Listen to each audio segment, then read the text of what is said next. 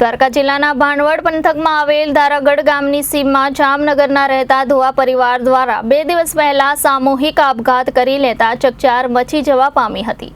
જામનગરમાં રહેતા અશોકભાઈ ધુવા અને તેમના પરિવારના અન્ય 3 સભ્યોએ સાથે ધારાગઢ સીમમાં આવી ઝેરી દવા પી આપઘાત કરી લેતા દ્વારકા જિલ્લા પોલીસ હરકતમાં આવી હતી।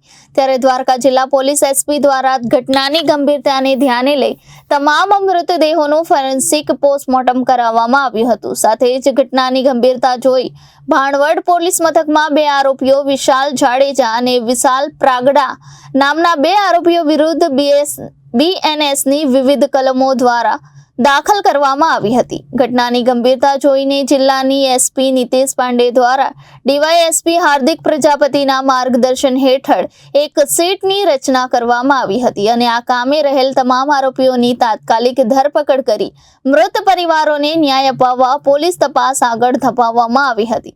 ઘટનાની વાત કરીએ તો જામનગરમાં રહેતા અશોક ધુવા કે જે બ્રાસ પાટની ભઠ્ઠી ધરાવે છે, તેમને આ કામના આરોપી વિશાલ જાડેજા દ્વારા મારકુટ કરી ધાક ધમકી આપી 20 લાખ રૂપિયા આપવા દબાણ કરેલ હોય તેવો વિડીયો પણ મૃતક અશોકભાઈના મોબાઈલમાંથી મળી આવ્યો હતો। સાથે જ મૃતક અશોકભાઈએ લખેલ સુસાઇડ નોટ મુજબ વિશાલ પ્રાગડા નામનો આરોપી તેઓ પાસેથી 5 લાખ જેવી રકમ માંગતા હોય તેમ છતાં પણ તે રકમ પરત આપતો ન હોય અને બીજી તરફ વિશાલ જાડેજા અને તેના સાગરીતો તેમને 20 લાખ રૂપિયા આપવા દબાણ કરતા હોય। આખરે અશોકભાઈ ધુવા અને તેમના પત્ની અને તેમના પુત્ર અને પુત્રીએ ધારાગઢ પાસે સીમ વિસ્તારમાં ઝેરી દવા પી આત્મહત્યા કરી હતી। જ્યારે મૃતકના મોબાઈલમાંથી મળેલ વિડીયો તેમજ અન્ય પુરાવો અને સુસાઇડ નોટના આધારે દ્વારકા જિલ્લા પોલીસ દ્વારા વિવિધ ટુકડીઓ રચી ગણતરીના કલાકમાં જ બંને આરોપીઓને પકડી પાડ્યા હતા અને આ ગુનામાં અન્ય કોઈ સામેલ છે કે શું તે બાબતે વિવિધ દિશાઓમાં તપાસ હાથ ધરવામાં આવી હતી।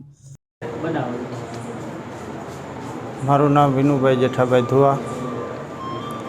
આ મારા મોટા ભાઈ હતા, એને કોઈ કારણસર કોઈ દવા પી લીધી છે। હવે આગળની કાર્યવાહી જે કરશે તે પોલીસ અમારી સાથે છે, અમને પોલીસ ઉપર ભરોસો છે। 4 સભ્યોએ એકીહારે દવા પીધેલી છે। અશોકભાઈ જેઠાભાઈ ધુવા, લીલાબેન અશોકભાઈ ધુવા, જિગ્નેશભાઈ અશોકભાઈ ધુવા અને કિજલબેન અશોકભાઈ ધુવા, જામનગર। નહીં, એ કાંઈ વિગત નથી, બહાર જવાનું છે એમ કંઈ નીકળ્યા હતા।